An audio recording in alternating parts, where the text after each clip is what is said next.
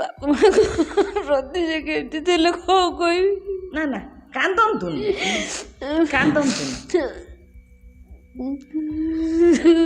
କାନ୍ଦନ୍ତୁନି। ଢଳେଇ ରାସ୍ତାରୁ ଦିନେ ମୁଁ ଏକା ଆସିନି, ଏଇ ଢଳେଇଠୁ ଯେତେବେଳେ ଆସିବ ଫୋନ୍ କରିବ ବୋଉ ଗେଟ୍ ଖୋଲୁ, ତାକୁ ଡର ମାଡ଼େ। ଡର ମାଡ଼େ। ଗେଟ୍ ଖୋଲିକି ସେଠି ଆଇଦେବି। ଆଦରଣୀୟା ସ୍ନେହୀ ମାଟିଏ ମୋର ପ୍ରଥମ ହେଉଛି ପୋଲିସ ସେଇଠି ଥାଇକି ସେ ଭିଡ଼ିଓରେ ଦେଖୁଛ, ସେ ଗିରିଗିରି ହେଇକିରି ବୁଲୁଛନ୍ତି, ପୋଲିସ ଥାଇକି ମରଡ଼ ହେଇଛି, ସେ ପୋଲିସକି ଏପର୍ଯ୍ୟନ୍ତ ଆରେଷ୍ଟ ବି ହେଇନି। ତାପରେ କ'ଣ 12-15 ଜଣ ଧରିକିରି ଆରେଷ୍ଟ କରିଛନ୍ତି, ଆଉ ବି ଯେଉଁମାନେ ରହିଲେ ତାଙ୍କୁ ବି ଆରେଷ୍ଟ କରାଯାଇନି। ସେ ଯେଉଁ ଝିଅମାନେ ତାଙ୍କୁ ବି କିଛି ତାଙ୍କଠାରୁ କିଛି ବୁଝାବୁଝି ହେଉନି। ମୋତେ କାହିଁକି ଜଣାପଡ଼ୁଛି ମୋ କେସ୍ଟା ହୁଗୁଳା କରିଦେଉଛନ୍ତି। ତାପରେ ଝୁଅଟେ ହରେଇଥିଲୁ, ପୁଅଟେ ହରେଇଲୁ, ଯେଉଁ ପରିସ୍ଥିତିରେ ଆମେ ରହିଥିବୁ, ଆଉ ଆମେ ଅବା କ'ଣ ଜାଣିଛୁ ଏ ବିଷୟରେ। ଛାଡ଼ି ଦେଉନାହାନ୍ତି, ମୁଁ ଗୋଟି ଗୋଟିକି ହାଣିଦେବି ସବୁ, ମୁଁ ଗୋଟି ଗୋଟି ସବୁ ହାଣିଦିଏ, ମୁଁ ଗୋଟାଏ ଗୋଟାକି ସବୁ ହାଣିଦିଏ। ଭଉଣୀ ଆପଣଙ୍କୁ ନମସ୍କାର। ଅବଶ୍ୟ କିଛି ଦିନ ଗଡ଼ି ଯାଇଛି, ଆମର ଅସୁବିଧାବଶତଃ ଆମେ ଆସିପାରିନଥିଲୁ, କିନ୍ତୁ ଭଉଣୀ ଆପଣଙ୍କୁ ନମସ୍କାର। ଏମିତି ସମୟରେ ଭାରତ ବାହାରେ ଆନ୍ତର୍ଜାତୀୟ ସ୍ତରରେ ଯେଉଁ ଘଟଣା ହଟଚମଟ କରିଦେଇଛି, ଆମେ ମଧ୍ୟ ସେଥିରେ ସାମିଲ ହେଇଛୁ। ଆଉ ଆମର SCTV ମଧ୍ୟ କିଛି ଆସିଥିଲା ଆଗରୁ ଥରେ, ଆଉ ଆଜି ମଧ୍ୟ ଆସିଛୁ। ଆଜିକି କେତେ 18 ଦିନ ବୋଧେ ହେଇଯିବ। ଆପଣ ଏମିତି ଅମୂଲ୍ୟ ପୁଅ ସୌମ୍ୟ ବିଷୟରେ କ'ଣ କହିବେ? ଟିକେ ଅଳ୍ପ করে କହିବେ।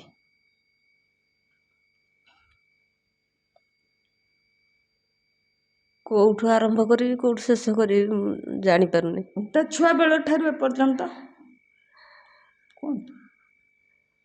ମରଡ଼ କେସରେ କହିବି କି ଘର ଏରେ କହିବି? ପ୍ରଥମେ କୁହନ୍ତୁ ବାପା ମାଙ୍କ ପ୍ରତି ସେ କେମିତି ଥିଲେ?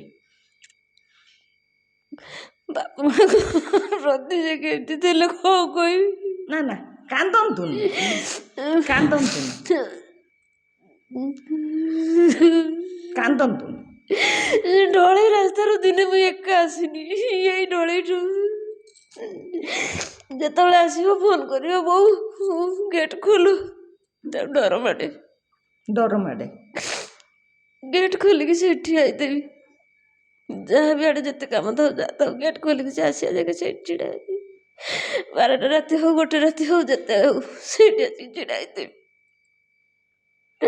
ଗାଡ଼ିରୁ ଓହ୍ଲେଇ ପଡ଼ିବ, ବ୍ୟାଗ୍ଟା ମୁଁ ଆଗ ଧରିଦେବି, ତାପରେ ମୋ ପୁଅ ପାଦରେ ଚାଲିକି ଆସୁଛି କି ମୋ ପୁଅ ମୋତେ କାଖେଇକି ଆଣୁଛି, ମୁଁ ସେଇଟା ଜାଣିପାରେ ନାହିଁ।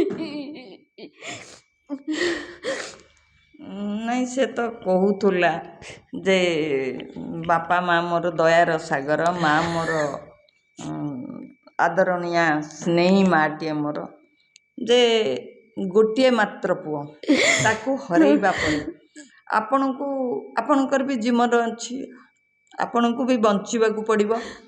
ତେଣୁ ବର୍ତ୍ତମାନ ଆପଣ କ'ଣ ଚିନ୍ତା କରୁଛନ୍ତି? ଆପଣଙ୍କ ସାଙ୍ଗରେ, ଆପଣ ଭାବନ୍ତୁନି ଆପଣ ଏକୁଟିଆ, ଆପଣଙ୍କ ସାଙ୍ଗରେ ସାରା ଭାରତ କ'ଣ ଆନ୍ତର୍ଜାତୀୟ ସ୍ତରରେ ମଧ୍ୟ ଲୋକଙ୍କର ସମବେଦନା ସହାନୁଭୂତି ରହିଛି।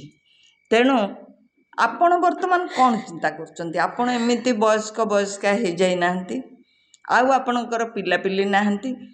ବର୍ତ୍ତମାନର ଆଗତ ଭବିଷ୍ୟତକୁ ନେଇ କ'ଣ ଆପଣ ଚିନ୍ତା କରୁଛନ୍ତି? ଆଗତ ଭବିଷ୍ୟତ ନେଇ ମୋର କିଛି ଚିନ୍ତା ନାହିଁ। ମୋର କେବଳ ଗୋଟେ ଚିନ୍ତା, ମୁଁ ଗୋଟେ ସକାଶେ, ମୋ ଝିଅ ମରିଥିଲା, ମୋ ମୁଣ୍ଡ ବି ଖରାପ ହେଇଥିଲା, ମୋ ପୁଅ 1.5 ଲକ୍ଷ ଟଙ୍କା ଖର୍ଚ୍ଚ କରି ମୋତେ ଭଲ କରିଥିଲା। ଏବେ ମୋ ମୁଣ୍ଡ କେମିତି କ'ଣ ବି ଅଛି ସବୁ ମୁଁ ଜାଣୁଛି, ମୋ ମୁଣ୍ଡଟା ବହୁତ ଷ୍ଟ୍ରଙ୍ଗ ଅଛି, ମୁଁ ନିଜେ ଜାଣୁଛି ମୋ ମୁଣ୍ଡଟା ବହୁତ ଷ୍ଟ୍ରଙ୍ଗ ଅଛି। କେବଳ ମୁଁ ଏତିକି ଅପେକ୍ଷା କରିଛି, ମୋ ପୁଅମାନଙ୍କୁ ଯେଉଁମାନେ ସବୁ ମାରିଛନ୍ତି ସେମାନଙ୍କୁ ଶୂଳି ଦଣ୍ଡ ହେବ, ମୋ ଆଖି ଟିକେ ଦେଖିବ, ମୋ ପୁଅ ଆତ୍ମା ଶାନ୍ତି, ଆମ ବାପା ମାଆଙ୍କ ଆତ୍ମା ଶାନ୍ତି। ଯେ ବର୍ତ୍ତମାନ ଆପଣ ପୁଅକୁ ନ୍ୟାୟ ଦେବା ପାଇଁ କ'ଣ ଚିନ୍ତା କରୁଛନ୍ତି, କ'ଣ କରୁଛନ୍ତି? ଆଉ ଆପଣଙ୍କ ଗାଁ ସାହି ଭାଇ ବନ୍ଧୁବାନ୍ଧବ ଏମାନେ ବି କ'ଣ ଚିନ୍ତା କରୁଛନ୍ତି?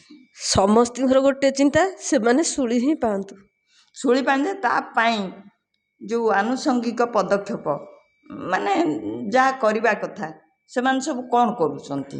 ସାମ୍ବାଦିକମାନେ ତ ଏ ଇସ୍ୟୁକୁ ଛାଡ଼ି ନାହାନ୍ତି। ସାମ୍ବାଦିକମାନଙ୍କ ଯୋଗୁଁ ଏ ଇସ୍ୟୁ ପାଖରେ ସରକାର କିଛି ମୁଣ୍ଡ ନେଇଛନ୍ତି। ଆଉ ସେଇ ଯେଉଁ ଭିଡ଼ ହତ୍ୟାକୁ ନେଇ ଭିଡ଼ ହିଂସାର ଦଫା ଲାଗି ନାହିଁ, ସାଧାରଣ ଦଫା ଲଗେଇଛନ୍ତି, ସାଧାରଣ ମର୍ଡ଼ର ଦଫା। ଆପଣ ସେ ବିଷୟରେ କ'ଣ କହିବେ? ମୋର ପ୍ରଥମ ହେଉଛି ପୋଲିସ ସେଇଠି ଥାଇକି, ସେ ଭିଡ଼ିଓରେ ଦେଖୁଛ, ହଁ ସେ ଗିରିଗିରି ହେଇକିରି ବୁଲୁଛନ୍ତି, ପୋଲିସ ଥାଇକି ମର୍ଡ଼ର ହେଇଛି, ସେ ପୋଲିସକି ଏପର୍ଯ୍ୟନ୍ତ ଆରେଷ୍ଟ ବି ହେଇନି। ତାପରେ କ'ଣ 12-15 ଜଣ ଧରିକିରି ଆରେଷ୍ଟ କରିଛନ୍ତି, ଆଉ ବି ଯେଉଁମାନେ ରହିଲେ ତାଙ୍କୁ ବି ଆରେଷ୍ଟ କରାଯାଇନି। ସେ ଯେଉଁ ଝିଅମାନେ ତାଙ୍କୁ ବି କିଛି ତାଙ୍କଠାରୁ କିଛି ବୁଝାବୁଝି ହେଉନି। ମୋତେ କାହିଁକି ଜଣାପଡ଼ୁଛି ମୋ କେସ୍ଟା ହୁଗୁଳା କରିଦେଉଛନ୍ତି ଦିନକୁ ଆପଣ ଦିନ। ଏଥିପାଇଁ ରାସ୍ତା ରୋକ ତ କରିଥିଲେ। ହଁ, ରାସ୍ତା ରୋକରେ କ'ଣ କିଏ ସବୁ ଆସିଥିଲେ ଆପଣଙ୍କ ପାଖକୁ? ସେଇ ରାସ୍ତା ରୋକରେ ଏତେ କଥା କହିପାରିବିନି, ପୋଲିସ ମାନେ ଆସିଥିଲେ, ହଁ ଆଉ ତ ଗାଁ ଲୋକ ସବୁ ଆସିଥିଲେ, ହଁ ଆଉ ବି ଅଲଗା ଗାଁରୁ ବି କିଛି ଲୋକ ଆସିଥିଲେ, ହଁ ଆସିଥିଲେ ସବୁ। ଆଉ ଯେ କ'ଣ ଆପଣ ତ ରାସ୍ତା ରୋକ କରିଥିଲେ ସୌମ୍ୟର ନ୍ୟାୟ ପାଇଁ, ଅନ୍ୟାୟ ଭାବରେ ହତ୍ୟା କରାଯାଇଛି, ଭିଡ଼ ହତ୍ୟା, ସେ କଥା ପାଇଁ ଆପଣଙ୍କୁ କ'ଣ ପ୍ରତିଶ୍ରୁତି ଦେଲେ, ଆଉ କେଉଁ ପ୍ରତିଶ୍ରୁତିକୁ ନେଇ ଆପଣ ରାସ୍ତା ରୋକରୁ ଉଠିଗଲେ? ସେତେବେଳେ ଆଉ ଯେହେତୁ ଗୋଟେ ମୋ ମା, ହଁ ମୋ ପୁଅ ବି ଶବ ବି ସେଠି ଅଛି, ହଁ ଆଉ ସେ ବି କ'ଣ ସ୍ତୁତି କରିଦେଲେ, ମୁଁ ବି ସେମିତି ପାଠଶାଠ ପଢ଼ିନି।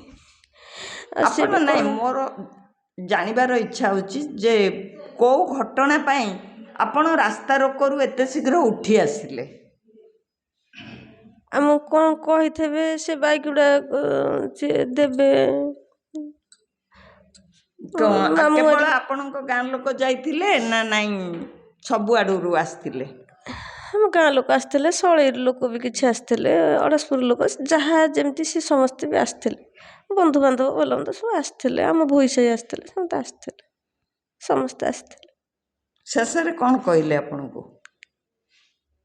ଶେଷରେ ତ ଯେତେବେଳେ ରାସ୍ତା ରୋକରୁ ହଟି ଆଣିଲେ, ମୋତେ ତ ଧରିଥିଲେ ଛାଡ଼ୁନଥିଲେ, ମୁଁ ତାଙ୍କ ଗୋଡ଼ ହାତ ଧରିକି ଯାଇକି ସେଇ ରାସ୍ତାରେ ଗଲି। ତାପରେ କ'ଣ ସବୁ କହିକି ପୁଣି ଛାଡ଼ିଲେ, ମୋର ଆଉ ଏତେ ଲକ୍ଷ୍ୟ ନାହିଁ। ଆଚ୍ଛା, ଏପର୍ଯ୍ୟନ୍ତ ଆପଣ କୌଣସି ଓକିଲ କିମ୍ବା ଆଉ କେହି ବଡ଼ ବଡ଼ ରାଜନୈତିକ ନେତା ଏମାନଙ୍କର ସାହାଯ୍ୟ ନେଲେଣି? ଓକିଲକୁ ତ ଦିଆ ହେଇଛି କାମ, ଓକିଲଙ୍କୁ ଦେଇ ସାରିଲେଣି? କ୍ରାଇମ ବ୍ରାଞ୍ଚ ବାଲାକୁ ଦିଆ ହେଇଛି, ସେ ଆଜ୍ଞା ତଦନ୍ତ ନାଇଁ, କରୁଛନ୍ତି। ସିଏ ତ କ୍ରାଇମ ବ୍ରାଞ୍ଚ ବାଲା ନେଇଛନ୍ତି, ଛାଡ଼ନ୍ତୁ, ସେ ତ ପୋଲିସ କ୍ରାଇମ ବ୍ରାଞ୍ଚ ସେ ତ ଏକା, ସେ ନେଇଛନ୍ତି। ଯେ ନାଇଁ, ଆପଣଙ୍କର ଏରିଆର ନେତା, MLA, MP, ମନ୍ତ୍ରୀ ଏମାନେ ସବୁ କିଏ ଆସିଲେଣି ଆପଣଙ୍କ ପାଖକୁ? ନାଇଁ ନାଇଁ, କେହି ସେମିତି ଆସିନାହାନ୍ତି। ଯେଉଁ ଖାଲି ଯେଉଁ ଛବିବାବୁ ଆଇଥିଲେ, ଆପଣଙ୍କ MLA ଆସିଥିଲେ। କ'ଣ କ'ଣ କହିଲେ, କ'ଣ ପ୍ରତିଶ୍ରୁତି ଦେଲେ, କ'ଣ ସାହାଯ୍ୟର ହାତ ବଢ଼େଇଲେ, କ'ଣ କଲେ? ସେ ଖାଲି ସାନ୍ତ୍ୱନା ଦେଇକି ଯାଇଛନ୍ତି, କିନ୍ତୁ ମୋ ଜାଣିବାରେ ସେ କିଛି କାମ କରିନାହାନ୍ତି। ନା ନା ନା ନା। ସରକାରଙ୍କ ତରଫରୁ କୌଣସି ପ୍ରତିନିଧି ଦଳ ଆପଣଙ୍କ ପାଖକୁ ଆସିଛନ୍ତି? ଆସିନାହାନ୍ତି କି? କେହି ଆସିନାହାନ୍ତି। ଆଚ୍ଛା, ସୌମ୍ୟର ଆପଣଙ୍କ ଜାଣିବାରେ ପ୍ରକୃତରେ କେହି ଶତ୍ରୁ ଥିଲେ? ହଁ ହଁ, ଶତ୍ରୁ ଥିଲେ। ଆଗରୁ ଶତ୍ରୁ ଥିଲେ, ମୋ ପୁଅର ଶତ୍ରୁ ମୁଁ, ସେ କେବେଠାରୁ ତାର ଶତ୍ରୁ ସେମିତି ଚାଲିଥିଲେ। ଶତ୍ରୁତା ଥରେ ଥିଲେ। କ'ଣ ତାକୁ ଆଟାକ୍ କରୁଥିଲେ, ଶତ୍ରୁ ସେଥିରୁ ସେ ବଞ୍ଚି ଯାଇଥିଲା। ସେଥିରୁ କ'ଣ ସେ ସତର୍କ ହେଇପାରିଲାନି? ସେ ସତର୍କ ହେଇଛି ଯେ ମୁଁ ତାକୁ ବୁଝିପାରିଲିନି। ହୁଁ ସିଏ ମୋତେ କହେ ଯେ ବୋଉ ମୁଁ ଚାକିରି ଛାଡ଼ିଦେବି। ସେ ଯଦି ମୋତେ କଥାଟା ଗୋଟେ ଖୋଲିକି କହିଥାନ୍ତା ହୁଁ। ହେଇଥାନ୍ତା। ସେ ଯେଉଁଦିନ ଗଲା ହିଁ ମୋତେ ସେଇଦିନ ବି କହିକି ଯାଇଛି, କହିଲା ତୁ ତ ଚାକିରି ହେଉଛୁ, ମୁଁ ଯାଉଛି ଆଜି ଆଡ଼ିସନାଲ୍ ଡିଡି ପାଖକୁ ଯିବି, ତା ଗୋଡ଼ ହାତ ଧରି ତୋର ତ ଚାକିରିଟା ନିହାତି ଦରକାର। ସେ ଚାକିରି ହେଇକି ତୋ ପୁଅ କଟାମୁଣ୍ଡ ତୋ ପାଖରେ ଆସି ପହଞ୍ଚିବ। ମୁଁ ସେଠୁ ସେ ଆଗେ ପଳେଇଲା, ମୁଁ ତା ପଛରେ ସେଠୁ ଗଲି ଜିମ୍ ପାଖକୁ। ଆଉ ମୁଁ ତାକୁ ଫୋନ୍ କଲି, ମୁଁ କହିଲି ତୁ କେଉଁଠି? ନା ମୁଁ ଜିମ୍ ପାଖରେ। ମୁଁ ତାକୁ ଯାଇଥିଲି କ'ଣ ସେ ଡିଡି ପାଖକୁ ଛାଡ଼ିବିନି ବୋଲିକି ଯାଇଥିଲି। ଆଚ୍ଛା, ଆମେ ଶୁଣୁଛୁ ଦେଖୁଛୁ ବି ଭିଡ଼ିଓରେ, ସେ ଜଣେ ଏଡିଜିଙ୍କ ପାଖରେ ହଁ ସେ ଏଡିଜି, ହଁ କାମ ସେ କରୁଥିଲା, ହଁ ଘଷା ମୁଡ଼ା ହଁ ହଁ କରୁଥିଲା। ହଁ। ସେ କ'ଣ ଘଷା ମୁଡ଼ା ପାଇଁ ଚାକିରି ପାଇଥିଲା ନା ନାଇଁ? ତାର ରେଲୱେରେ ଚାକିରି କରୁଥିଲା। ରେଲୱେରେ ଚାକିରି ପାଇଥିଲା ସେ। ଆଉ ଏଠି ଯେଉଁ କାମ କରେ ଏଥିପାଇଁ କିଛି ଅଧିକା ପଇସା ପାଏ? ଅଧିକା ପଇସା ସେ ପାଏନି। ଆଉ କେଉଁ ସ୍ୱାର୍ଥରେ ସେଠି ସେ ଯାଇକି କାମ କରେ? ଏଇ ଯେଉଁ ଜିମ୍ ସ୍ୱାର୍ଥରେ ସେ ସେଠିକି ଯାଇକି କାମ କରେ। ସେ ଯେଉଁ ଏଡିଜିଙ୍କର ଜଣେ ରେଲୱେ କଣ୍ଟ୍ରାକ୍ଟରର ବି ଜିମ୍ ବୁଝେ ହଁ ସୌମ୍ୟ। ହଁ ହଁ ଯାହା ଆପଣ କହୁଥିଲେ ହଁ। 50ଟା ଟ୍ରକ୍ ତାର, ଆଉ କ'ଣ 50ଟା ଜିମ୍। ତାର ଦୁନିଆ ଇଏ, ତାକୁ ସେ ପୋଲିସ ମାନେ କ'ଣ କହନ୍ତି, ସେମାନେ ଧରିବେ ବୋଲିକି ସେ ଜିମ୍ଟା ପୁଅ ନାଁରେ କରିଥିଲା। ଆଉ ସେ କ'ଣ କାଗଜପତ୍ରରେ ସେ କରିଦେଇଥିଲା? ପୋଷ୍ଟର ବାଡ଼ିଆ ହେଲା, ଧର ଯିଏ ଗୋଟେ ଚେକ୍ କରିବାକୁ ଆସିବେ, ହଁ ଅଇକା ଏ ଘରେ ଆମେ ଗୋଟେ ପୋଷ୍ଟର ଆଗ ସାମ୍ନାରେ ବାଡ଼େଇ ଦେବୁ, ଏଇଟା ଆମ ଘର, ଆଉ ଜଣଙ୍କ ନାଁରେ ଗୋଟେ ପୋଷ୍ଟର ବାଡ଼େଇ ଦେବୁ। ନାଇଁ, ସେତେଟା ସେମିତି କାଗଜପତ୍ର ଲିଗାଲି କିଛି ନା କରାଏନି। ସେଇଟା ହେଉଛି ତା ଜାଗା, ତାର ଘର। ମାନେ ଇଏ ଯେଉଁ ପୋଷ୍ଟରଟା ବାଡ଼ିଆ ହୋଇ, ମାନେ ଏଇଟା ସୌମ୍ୟର ବୋଲିକି ପିଲାମାନେ ସବୁ ଜାଣିଲେ ଯେ ସୌମ୍ୟ। ଆଚ୍ଛା, ଏବେ ପର୍ଯ୍ୟନ୍ତ ସୌମ୍ୟର ଯେତିକି ଜିମ୍ ଆଉ ତାର ଯେତିକି ସଂସ୍ଥା, ସେସବୁ ତା ହାତରେ ଅଛି ନା ଅନ୍ୟମାନେ କିଏ ମାଡ଼ି ବସିଲେଣି? ନାଇଁ, ସବୁ ଅଛି, ଆମ ହାତରେ ଅଛି। ଅଛି, ଲୋକ ସାହାଯ୍ୟ ସହଯୋଗ ହଁ କରୁଛନ୍ତି। ହାତରେ ଅଛି। ଏପର୍ଯ୍ୟନ୍ତ କିଛି ହେଉନି। ଆମେ ତ ଘର ଭଡ଼ା କରିକି ଅଡ଼ଶପୁର ଘର ଭଡ଼ାରେ ଆମର ଜିମ୍ଟା ପକେଇଛୁ ନା। ଆଉ ସେଇ ଜିମ୍ଟା ଏଇ 2-3 ଦିନ ହେଲା ଚାଲିଛି, ପୁଣି ଆଉ ବନ୍ଦ ଥିଲା, ଚାଲିଛି। ଆଚ୍ଛା ଆଚ୍ଛା। ଚାଲିଛି। ଆଉ ବର୍ତ୍ତମାନ ଗୋଟେ କଥା, ଆପଣଙ୍କର ସୌମ୍ୟର ନ୍ୟାୟ କ୍ରାଇମବ୍ରାଞ୍ଚ ହାତରେ ରହିବା ଉଚିତ ନା ନାଇଁ, ସିବିଆଇ କି ନହେଲେ ଜୁଡ଼ିସିଆରୀ ହାତକୁ କାହାକୁ ଦେବା ଉଚିତ ନାଇଁ, ଭାବୁଛନ୍ତି? ମୋର ଉଚିତ, ମୋତେ କାହିଁ ସିବିଆଇ କ୍ରାଇମବ୍ରାଞ୍ଚ କିଛି କାମ କଲା ଭଳି ମୋତେ ଲାଗୁନି। ସିବିଆଇ କି ମୋର ଦେବାକୁ ମୋର ବହୁତ ଆଶା। ଏଥିପାଇଁ କ'ଣ କଲେଣି? ସିବିଆଇକୁ ଦେବା ପାଇଁ ଆପଣ କାହାକୁ ଦେଖା କଲେଣି? କାହା ପାଖରେ ଆପ୍ଲାଏ କଲେଣି, ଆପିଲ୍ କଲେଣି କି କାହାକୁ କହିଲେଣି? ନାଇଁ, କିଛି କରିନୁ।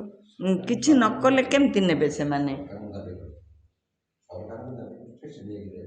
ସରକାରକୁ ଦାବି କରୁଛୁ, ଆଉ ଯେ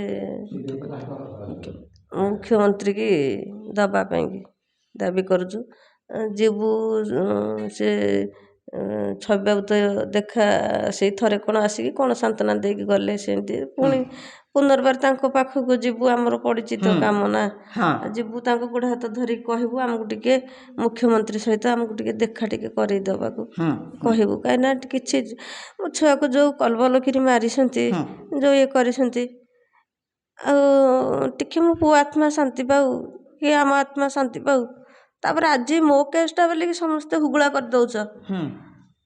କାହିଁକିନା ଆମେ ବାପା ମା', ଆମର ବାଘ ତ ଯିଏ ଆମର ଚାଲିଗଲା, ଯାହା ଏ ପର ମଣିଷକୁ ନେଇକି ଆମେ ଯାହା କାମ କରୁଛୁ, ଆମର ଆଉ କିଏ ଅଛି? ତାପରେ ଝୁଅଟେ ହରେଇଥିଲୁ, ପୁଅଟେ ହରେଇଲୁ, ଯେଉଁ ପରିସ୍ଥିତିରେ ଆମେ ରହିଥିବୁ, ଆଉ ଆମେ ଅବା କ'ଣ ଜାଣିଛୁ ଏ ବିଷୟରେ? ଆପଣ ତ ଏ ସୋସାଇଟିର ଜଣେ ଜାଣିବା ଶୁଣିବା ବୟସ୍କ ଲୋକ, ଆପଣ କ'ଣ ଭାବୁଛନ୍ତି ଗରିବଙ୍କ ପାଇଁ ନ୍ୟାୟ ନାହିଁ? ନ୍ୟାୟ କାହିଁ ଗରିବ ପାଇଁ? ଗରିବ ପାଇଁ କି କ'ଣ ନ୍ୟାୟ? ଆଜିକି 18 ଦିନ ହେଲା ସେ ଯେଉଁ 15 ଜଣ, ସେଇ 15 ଜଣ ହିଁ ଧରା ପଡ଼ିଛନ୍ତି। ସେ ପୋଲିସ କି ଆରେଷ୍ଟର ହେଇପାରୁନି। ଯେଉଁ ଏଡିଜି ଗୋଡ଼ ମୋଡ଼ଉଥିଲା, ଅଶ୍ଳୀଳ ଭାଷାରେ ଗାଳିମନ୍ଦ କରୁଥିଲା, ତାକୁ ମାନସିକ ନିର୍ଯାତନା ଦେଉଥିଲା, ବାଉନ୍ସର ଲଗେଇକି ବାହାର କରିଦେଉଥିଲା, ସେ ଏଡିଜି ନାଁ କ'ଣ? ତା ନାଁଟା ଲେଖିକି ରଖିଛୁ, ମନେ ରହୁନି ତା ନାଁଟା। ତା ନାଁଟା କହିବାରେ ଅସୁବିଧା କ'ଣ? ନା ଅସୁବିଧା କିଛି ନାହିଁ, ଅଛି ଲେଖା ହେଇକି ଅଛି, ଅଛି ଲେଖା ହେଇକି। କ'ଣ ଗୋଟେ ମନେ ପକେଇଲ?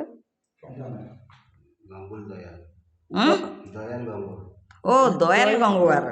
ଆଚ୍ଛା ଆଚ୍ଛା।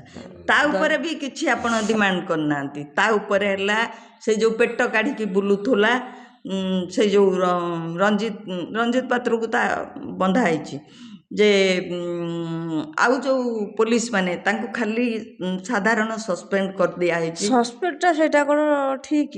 ସସ୍ପେଣ୍ଡ ଆଜି ସସ୍ପେଣ୍ଡ ହେଇଛନ୍ତି, ଅଧା ଦରମା ପାଉଥିବେ, ତାପରେ ସେ ଆରାମରେ ଘରେ ରହିକା ଗରମ ହେଉଛି, ଏସି ରୁମ୍ରେ ରହିକି ଡ୍ୟୁଟି ଫ୍ୟୁଟି ନାହିଁ, ବହୁତ ଆରାମରେ ସେ ରହିଥିବେ। ସେଇଟା କ'ଣ ଠିକ୍ ହେଉଛି? ସେମାନଙ୍କୁ ଯଦି ସେମାନେ ଦଣ୍ଡ ଦେଇପାରୁନାହାନ୍ତି, କିଛି ତାଙ୍କର ଇଏ ହେଉନାହାନ୍ତି, ପୋଲିସ ତାଙ୍କ ଭାଇ ଇଏ ତାଙ୍କର ଯଦି ନ ହେଉଛି ଛାଡ଼ି ଦେଉନାହାନ୍ତି। ମୁଁ ଗୋଟି ଗୋଟିକି ହାଣିଦେବି ସବୁ, ମୁଁ ଗୋଟି ଗୋଟିକି ସବୁ ହାଣିଦେବି, ମୁଁ ଗୋଟାଏ ଗୋଟାକି ସବୁ ହାଣିଦେବି, ସମସ୍ତଙ୍କୁ ଖାଇ ଖାଇକି ଚୋବେଇ ଦେବି। ତାକୁ ଛାଡ଼ି ଦିଅନ୍ତୁ ମୋ ପାଖକୁ, ମୁଁ ତାକୁ ଗୋଟି ଗୋଟିକି ସବୁ ଆଣିଦେବି। ମୋ ଛୁଆକୁ ଯିଏ ନରକର କରି ମାରିଛନ୍ତି, ମୁଁ ତାକୁ ଗୋଟି ଗୋଟିକି ସବୁ ଖାଇଦେବି। ତାମାନେ ଆପଣ କ'ଣ ଭାବୁଛନ୍ତି ଅନ୍ୟାୟ ଭାବରେ ଏମିତି ହତ୍ୟା କରାଗଲେ ଗୋଟେ ଯୁବକକୁ, ଦେଶର ଗୋଟେ ଯବାନ ପିଲାକୁ, ତାର ତାକୁ ମାରିଦେଲା ପରେ ତାକୁ ସେମାନଙ୍କୁ ହତ୍ୟା କରିବାଟା ନିହାତି ଅପରିହାର୍ଯ୍ୟ, ନିହାତି ଦରକାର? ହଁ ନିହାତି ଦରକାର। ମୁଁ ବି କହୁଛି କେହି ତାଙ୍କୁ ଫାଶୀ ଦଣ୍ଡ ବି ନ ଦିଅନ୍ତୁ, ଛାଡ଼ି ଦିଅନ୍ତୁ। କେବଳ ମୋରି ହାତରେ ସମସ୍ତଙ୍କୁ ହାଣିବାର ମୋ ଶକ୍ତି ଅଛି, ମୁଁ ହାଣିଦେବି। ଗୋଟେ ଜନ୍ଦା ପିମ୍ପୁଡ଼ି ମାରିବାକୁ ମୁଁ ଚାହେଁନି, କିନ୍ତୁ ବର୍ତ୍ତମାନ ମୋର ଶକ୍ତି ଅଛି। ଏତେ ଦୁର୍ବଳତାରେ ମୋର ଏତେ ଶକ୍ତି ଅଛି, ମୁଁ ସେମାନଙ୍କୁ ସମସ୍ତଙ୍କୁ ହାଣିଦେବି, ସମସ୍ତଙ୍କୁ ମୁଁ ସହାର କରିଦେବି। ଯଦି ଏ କଥା ସେମାନେ ଶୁଣୁଥିବେ, ତାଙ୍କ ଘର ଲୋକ କିମ୍ବା ତାଙ୍କର ନିଜ ଲୋକ କେହି, ଗୋଟେ ମାଆର ଆଉ ଗୋଟେ ବାପାର ଆଖିର ଲୁହ କେତେ ପ୍ରଚଣ୍ଡ, କେତେ ଶକ୍ତିଶାଳୀ, କେତେ ଲେଲିହାନ ଶିଖା ତୋଳେ, ସେଇଟା ଦୁନିଆ ଜାଣିଛି। ଆମର ଧର୍ମ ପୁରାଣ ସବୁଥିରେ ରହିଛି। ଆପଣ ଧୈର୍ଯ୍ୟ ଧରନ୍ତୁ। ଆପଣ ସିବିଆଇକୁ ଦେବା ପାଇଁ ସରକାରଙ୍କ ପାଖରେ, ମୁଁ ଭାବୁଛି, ଯାହା ମୋର ବ୍ୟକ୍ତିଗତ କଥା, ସିବିଆଇକୁ ଦେବା ପାଇଁ, ସିବିଆଇକୁ ଦବୁ। କାହିଁକିନା ଭିଡ଼ ହିଂସା ଲାଗିନାହିଁ। ଭିଡ଼ ହିଂସା ନ ଲାଗିଲେ ସାଙ୍ଗେ ସାଙ୍ଗେ ସେ ବେଲ୍ ପାଇଯିବେ। ସାଧାରଣ ମର୍ଡ଼ର ଏଇଟା।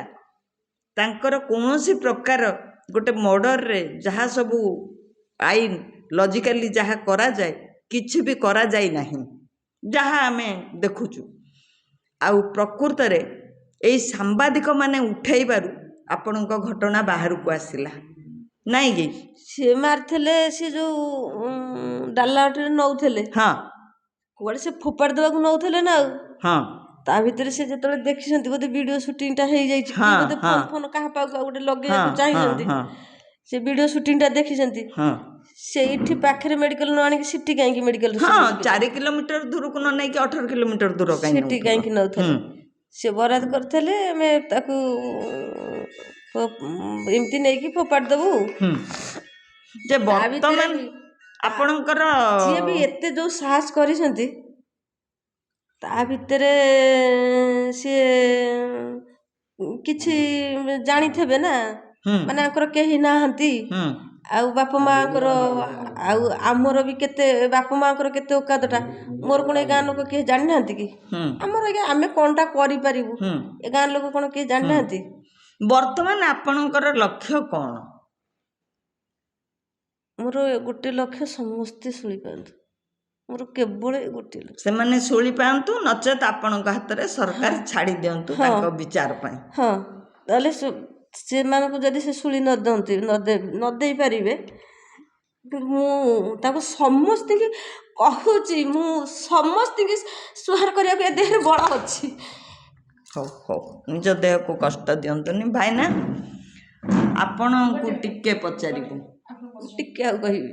ହଁ, କାଲି ଯିବୁ ମୁଖ୍ୟମନ୍ତ୍ରୀ MLA ବାବୁ ପାଖକୁ ଯିବୁ, ତାପରେ ମୁଖ୍ୟମନ୍ତ୍ରୀ ପାଖକୁ ଯିବୁ।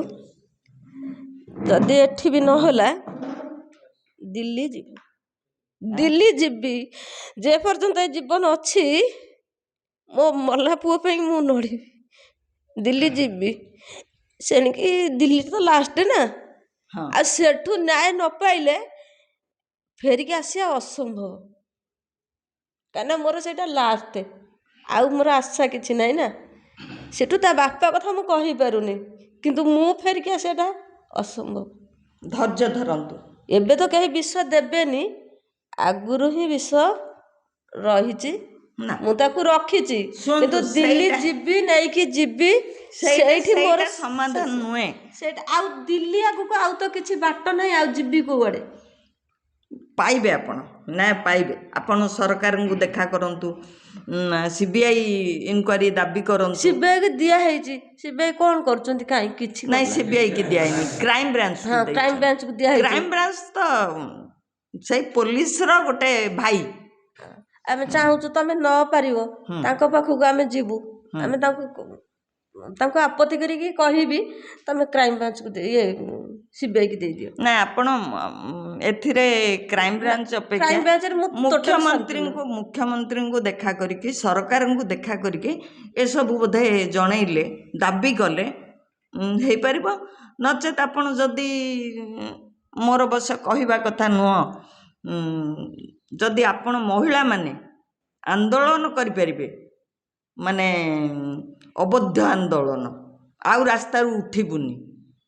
ଏମିତି 2 ଘଣ୍ଟା ପରେ ପୋଲିସ ବାଲା ଆସିବେ, ବୁଝେଇଦେବେ, କଥା ଦେଇଦେବେ, ଟଙ୍କା ଦେଇଦେବୁ, ଉଠିଯାଅ। ଯଦି ପୁଅ ପାଇଁ ସେତିକି ଅଛି, ସେଇଠି ଯଦି ସେତିକି କରିପାରିବେ, ରାସ୍ତା ରୋକ ସବୁଆଡ଼ୁ ଡାକିକି, ମହିଳାମାନଙ୍କୁ, ଗୋଟେ ମା' ମାନଙ୍କୁ ଡାକିକି, ତାହେଲେ ମୁଁ ଭାବୁଛି ଆପଣ କିଛି ନ୍ୟାୟ ପାଇପାରିବେ। ନା କ'ଣ ଆପଣଙ୍କ ମତ? ମୁଁ ସେ ବିଷୟରେ କିଛି ଜାଣିନି।